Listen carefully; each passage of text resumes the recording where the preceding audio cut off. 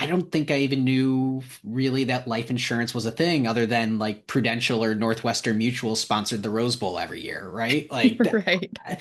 There wasn't a whole bunch of knowledge there. So I had to come in, just learn first mindset and say, I know nothing now, but I want to get to the level that my customers that are partners, folks that have been in the industry for 20, 30 years, do whatever I can to just at least attempt to get to half of the level that they're at. And maybe I can become a subject matter expert in our little pocket, our little niche of it. And so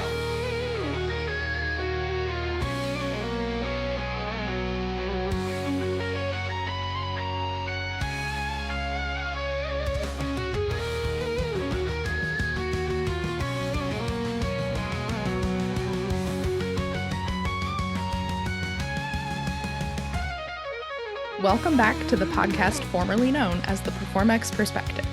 This is episode 2, and yes, you heard me right. We are already rebranding. If you've ever worked for a B2B software company, you're probably nodding along right now. Pivots happen fast in our world, sometimes before you've even fully launched. If you've ever had to quickly revise a sales deck the night before a demo, or completely rethink a feature mid-development, you know exactly what we're talking about. We're excited to introduce our podcast's new identity, the 200 section. Picture our company as a sports arena. Max and I aren't sitting courtside with the executive team, but we're definitely not up in the nosebleeds either. We're right in that middle section, the 200s, where you get a unique perspective on the entire game. Close enough to see the details, but with enough distance to understand the bigger picture. If you've ever found yourself as the bridge between executive vision and day-to-day implementation, or if you've been the person who has to translate high-level strategy into actual deliverables, you're sitting right here in the 200s with us. It's that position where you understand both the why and the how, where you see both the challenges on the ground and the North Star guiding the company. That's exactly the view that we want to share with you. Moving forward, this podcast will focus on what it's like to be the people in the middle at a rapidly growing software company. We'll share our personal stories, reflections, and lessons learned over our 6 years at Proformex. The wins, the losses, and everything in between. For anyone else navigating the complex middle at a growing organization, we hope these conversations will resonate with you.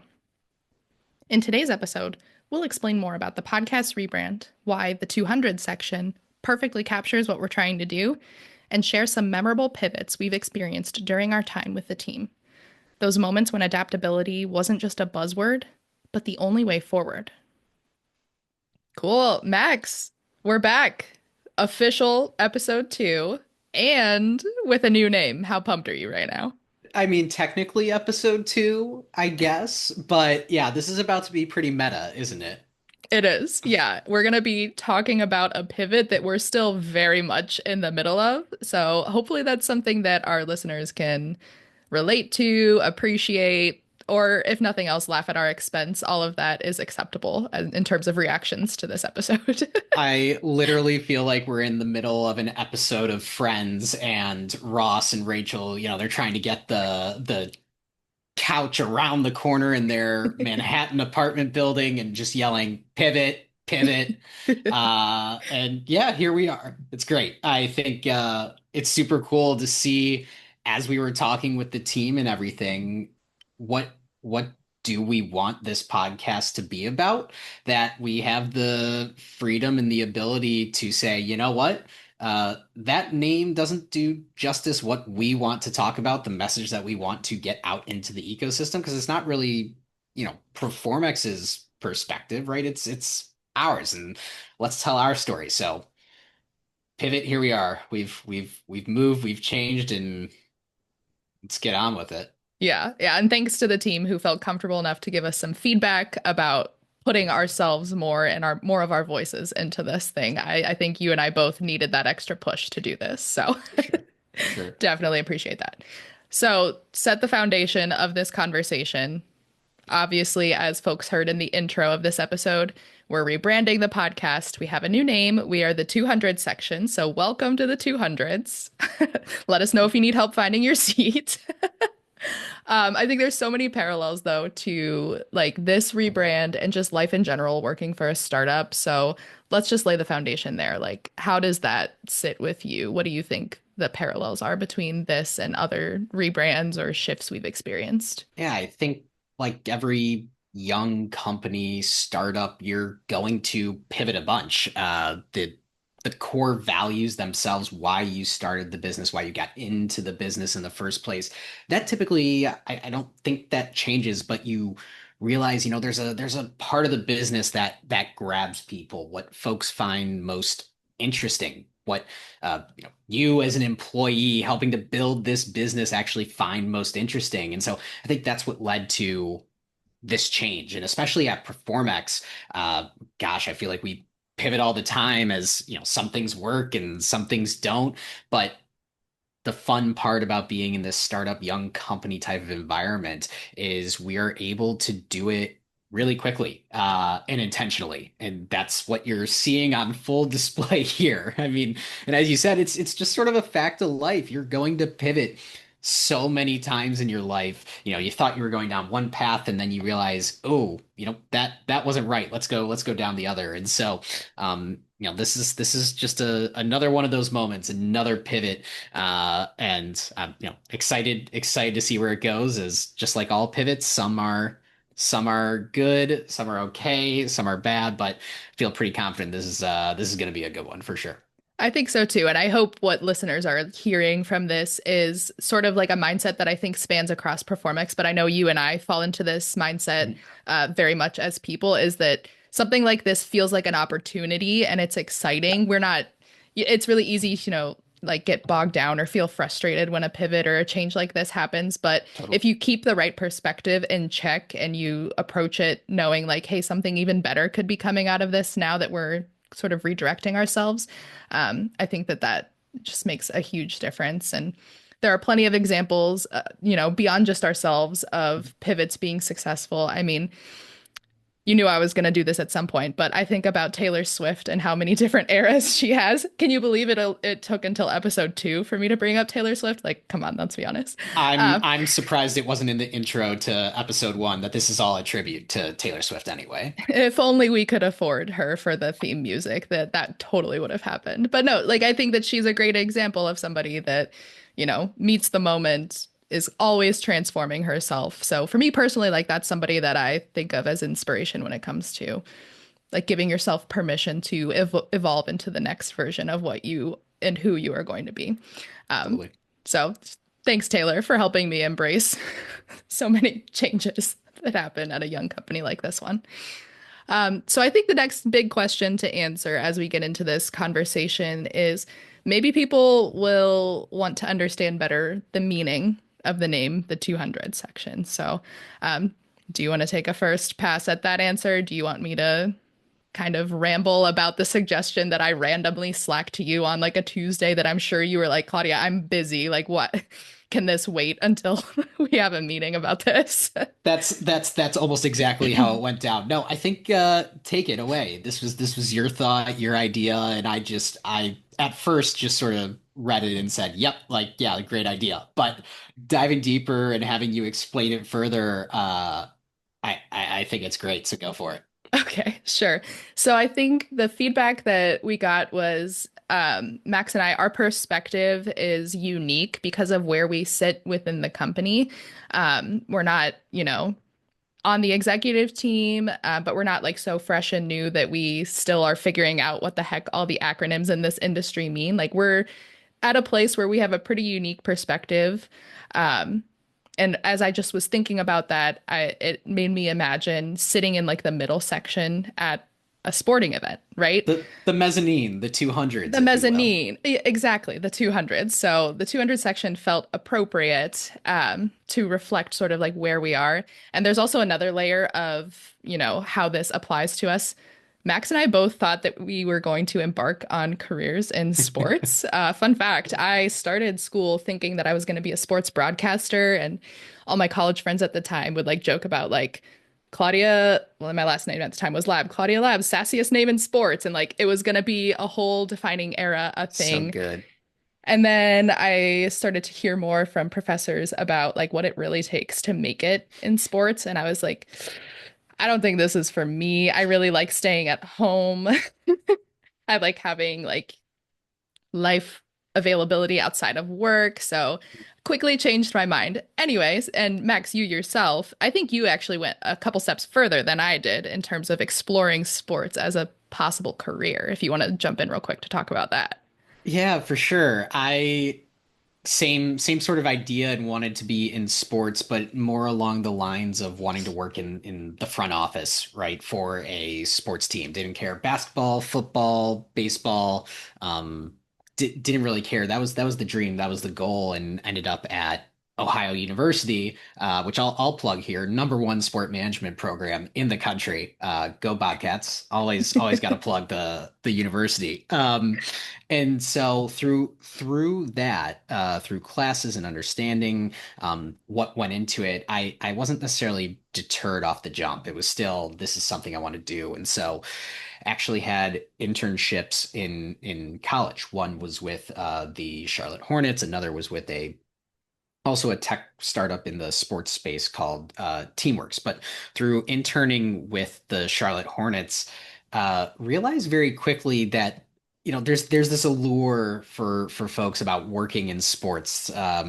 This idea you build up and have in your mind that if you get into this, you're gonna be watching games. You're gonna be like Kevin Costner in Draft Day making trades and saying you want David Putney and all your first round picks back, right? That for some folks they can realize that dream and get there. But sort of like you said, odds are tiny. And I also realized that it's like any other corporation, any of these teams. They're and honestly, they operate like a Fortune 500 company, which was just different. It makes sense when you say it out loud, but to 18, 19, 20-year-old Max, that was a revelation. So anyway, went into that and realized, okay, maybe that's not necessarily the path I want to go down, being with a team, enter with the company Teamworks, which is just both places are incredible with amazing people that do the jobs and the work there.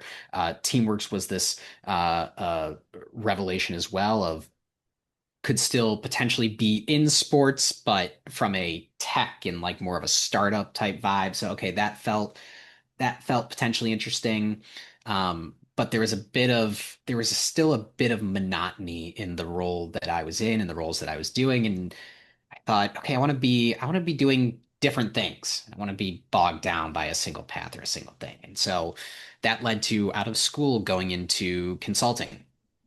And in consulting, yes, you're doing a whole bunch of different things, but it wasn't my business. It wasn't our business. It felt very almost adversarial of we had to present every week like this is what we did, this is the time we spent, this is how much we're billing you. It wasn't a partnership. It was a transaction. It wasn't a partnership. And so ultimately, knew, as we've talked about previously, knew some folks that were at Proformex and the work that they were doing. And it seemed like this perfect confluence of not having to do the same thing over and over and over again, getting to try out different and new things and actually feeling an impact on the business that we're in. And so ultimately those, I guess, multiple pivots that were just discussed in all of that, I think it really, it hits home and sort of, as you mentioned, hits to the 200 section theme that we now have within this of, we've been here 6 years or almost 6 years at this point. And uh, gosh, do we know everything? No, of course not. Certainly not. There's always something to learn, but we have grown up a ton within this industry and have learned and built a little niche for ourselves. And so anyway, yeah, tons of pivots. The name hits home tremendously as we're talking from the 200 section here now. It does. And I hope some of our listeners who are sitting in the 200 section are thinking about it now, like, oh, yeah, I never really pictured it that way. But Max and Claudia are onto something here. I am sitting in the 200s, and I feel validated that somebody is talking about it. I love it. I love it. So I think I like the way you described how working in sports kind of gave you like a little taste of technology and like younger startup type life. And you kind of hit on like how you pivoted maybe out of that direction that you thought you were going to take. But there's a couple missing links then to how you ended up in insurance without neither one of us comes from insurance or financial services as like a formal background.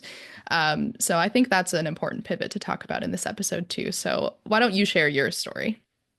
Yeah, I mean, I think coming from, as we sort of talked about this like consulting and sports background, but then going into insurance and financial services and having not been there before, it's humbling, right? Everyone knows, I won't say everyone, but a lot of people know a sports team's logo, right? So there's no real starting from scratch. And when you sign on a particular customer or something like that, there's a lot of cachet that comes with it, specifically from like the teamwork side of things. So anyway, it I feel like it really forced, at least for me, and I feel like you share the same sentiment, it forced a real learn first mindset. There was no preconceived notion of I know this industry, or like I know this, I know that nothing, literally knew nothing.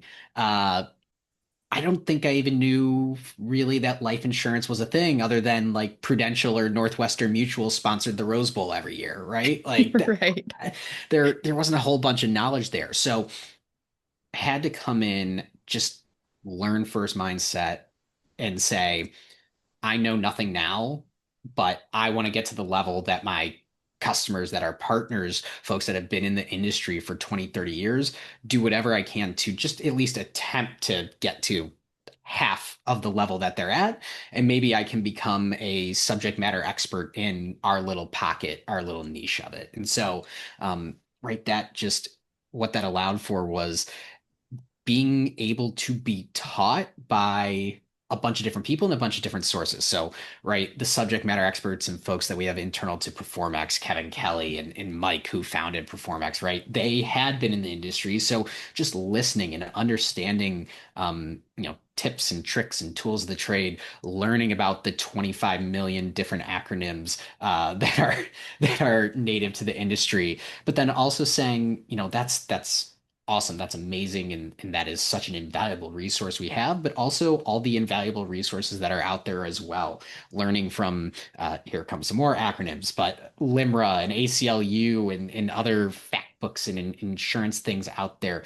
LinkedIn, the influencers and other folks that talk about insurance, just gobbling up their content and learning and understanding from that. So I think that was ultimately, I think it's a big asset that Performix brings, that a lot of our folks, um, you know, either maybe they had some financial services background, but not necessarily specific to insurance, or, like us, didn't have any knowledge or minimal knowledge in the space. And it allowed us to just learn, soak up a whole bunch of stuff, and also just question, hey, maybe we should do something this way, not that way, or something like that. So I think ultimately that's the biggest thing, the biggest pivot, and it allowed us to, me in particular, just to learn and understand a whole bunch. But I know, Claudia, we're talking about me. Your pivot from trucking to insurance might be even bigger than mine from consulting to insurance. I think our listeners would love to hear how in the heck you made that pivot and that change from trucking over to insurance. It's something I'm still trying to understand myself, so I will do my best here to kind of explain that journey because even trucking and logistics itself is not something I ever set out saying like I am going to work in that industry. Just kind of happened that way. That's how I met Performex's CMO, David Morris. He was the CMO at the time for a logistics software solution. Shout out to all my friends at MacroPoint. And so getting to work with him is how I got into that space. And I do think it's interesting to make the jump from logistics to insurance, specifically because there's more crossover in the terminology than I think people even realize. And that was an interesting, in addition to the overwhelming number of acronyms to learn when I came in, not even understanding that, wait, there's more to insurance than just what your company gives you as like an employee benefit. Um, I came into it and quickly learned like words that I was familiar with hearing from trucking and logistics, such as carrier and distribution network. Same words, kind of different concepts, different enough that for a while my brain would just like kind of get stuck and I had to remind myself, no, like carrier does not mean somebody hauling physical goods on the highway. Carrier means insurance company. Mhm. And so I think having to sort of divide my brain and remind myself constantly not to over rely on some of the messaging and marketing things that worked in the trucking and logistics space. Um, it was definitely an adjustment, but I think that it was a good thing. It helped because then I had to be super intentional and like really soak up the learning there. You mentioned it, being a learn first mindset. Like that's exactly what it had to be because I knew nothing and knew that about myself. I think what both helped and hurt me specifically, though, is that um, I am married to a human who works in transportation and logistics still to this day. So we'd be, swapping work stories at dinner, and he's talking about carriers, and I'm talking about carriers. And in my head, I'm like, wait, like, what kind of carrier are we actually talking about here? Like, we're talking about distribution, but he means it this way, and I mean it this way. So, anyway, I think it both helped and hurt because then I had to learn how to explain it to him, another person who already had like preconceived definitions in his mind about what those things are. Um, so that's sort of my jump from one to the other, and how you know different words mean different things, but there are also some similarities and like there's this whole concept in transportation and logistics about managing by exception. Mm. And, a couple years later here at Performex, we've found that that is a phrase that accurately describes part of what we're trying to do. So I think that's interesting. And it also helps that in both instances, both companies that I worked for, providing visibility was like one of the big value drivers for both those companies. For sure. So it's been cool. I don't know. It's an unexpected crossover, certainly for me in my life, but I found a lot of value in it, and I have so much respect for both industries now. So yeah, that's a little bit of my story. Amazing. I love it. It's truly there's always going to be some transferable skills or words or verbiage or anything like that when regardless of the industry you're in. But trucking to insurance, never would have guessed there would have been so much, as well as like the dichotomy between the two. It's great. It's too funny. Yeah, too good, too good. So I think the other pivot that we want to talk about that I think is interesting from your perspective is coming from like more of an analyst type role, and then your first step when you joined Performex was to be on the customer success team. Mhm. And those seem like they might also have similar dichotomy, maybe some overlap. So I think now might be a good time to put it back on you and have you answer to that. Sure, I'll wear it. I'll take that one. Coming from on at the consulting firm, right?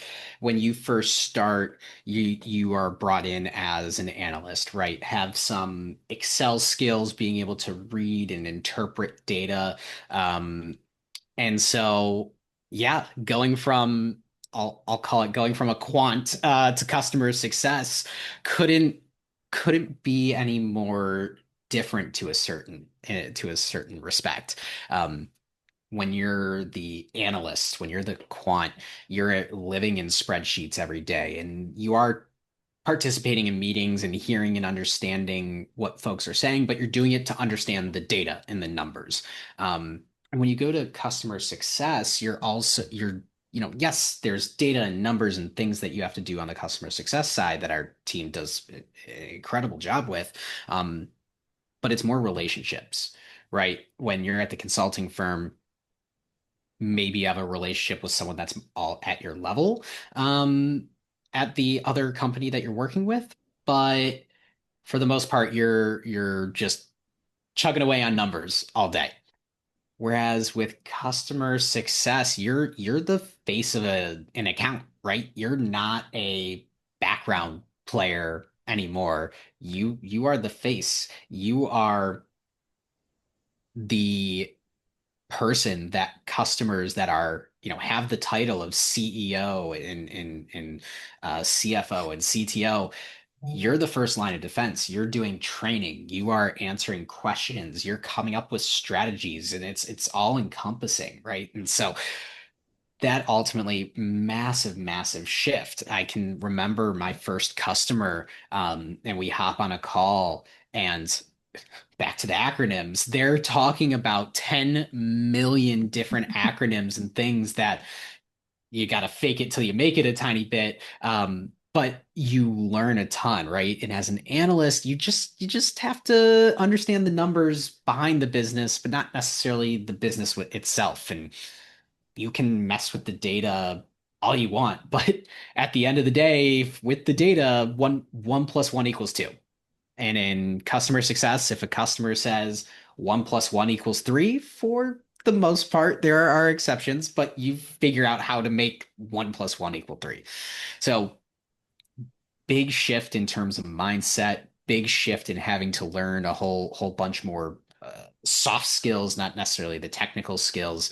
But I think ultimately the background in sport management and wanting to work in sports, for a lot of people that are in sports, there's not necessarily a particular like software or skill or knowledge that a lot of folks have. And there are some specialized things and whatnot, but for the most part, it feels like you had to learn a bunch of soft skills to survive and to thrive, especially within that industry. And that I think is true across all of business, but particularly there. And so that background, I think, helped in coming into and being comfortable in this customer success role where soft skills matter. It's all about the relationships. And that was a little bit less so being a quant at a consulting firm. So another big pivot, big shift, especially personally. But I think all those learned experiences have built up into where I'm sitting today. Yeah, I think so. And I think I can relate in a sense because for me, I've always been more like in-house marketing Mhm. at the companies that I've worked for. And your points about like having to very intimately understand the industries that you're in, I think that's one of like the biggest draws for me on why I prefer being at an in-house marketing team for like a specific company versus the agency route. Um, Not that I'm gonna sit here and pretend it was such a strategic decision. Like if that just had happened to be my first job out of college was an agency, I know that I would have learned a ton of valuable lessons that way too. Mhm. But I found I really like where I've ended up. You know, thank you, universe, for pushing me here where I am today. Because you do get to go so deep and learn so much. Mhm. And I just I like that. I think that, you know, when you're open to those kinds of learning opportunities and you really want to invest and really care, I think that the care Mm, is a huge part of it too. Um, it's awesome. Super fun. absolutely. Agreed. Agreed. Awesome. So hopefully this episode has now explained why we've rebranded, why there's like a sports adjacent analogy for the name now. We've given a little bit of insight in terms of like our journeys and how we got to Performex. And I think in future episodes, we're just going to be talking about, you know, anecdotes, stories, reflections, the wins, the losses, things like that. So I'm excited to, you know, take a step back and remind ourselves of, you know, how far we've come and certain things that we've done or learned or experienced here at Performex. I don't know about you, but I think that it's going to be fun to relive some of it and maybe give us just like that a little boost of energy to keep going where we are now. Yep, for sure. I can think of there's 10 million examples every single month, every single quarter, every single 6 months where you're in the grind, you're in the day to day, and you're thinking, gosh, we made no progress on this. Why haven't we done that? And then there are those little moments where you can actually take a second, take a breath, take a beat, step back and realize, oh my God, like we were there, now we're here. And again, that time frame may be just over the course of a week. It may be 6 years. It may be something in between. But yeah, I'm excited to dive into some of those moments, take a breath, take a beat, step back, reflect, and see where this ultimately leads. Me too. Well said, my friend. Couldn't have said it better myself. All right. With that, I think that completes episode 2. Hopefully, we'll see you back for episode 3. As we wrap up our discussion about rebranding and pivoting at Proformex, I hope you've glimpsed what it's like to navigate change from the middle of a growing company. From our seats in the 200s, we've learned that transformation rarely announces itself. Sometimes it's triggered by customer feedback that reshapes your strategy. Other times, it's an internal realization that shifts your approach. And occasionally, it's simply recognizing when something needs adjustment, like this podcast.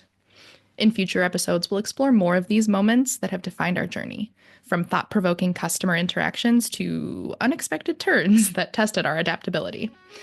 Thanks for tuning in to the 200 section. We'll be back next episode with more stories from the middle of the action.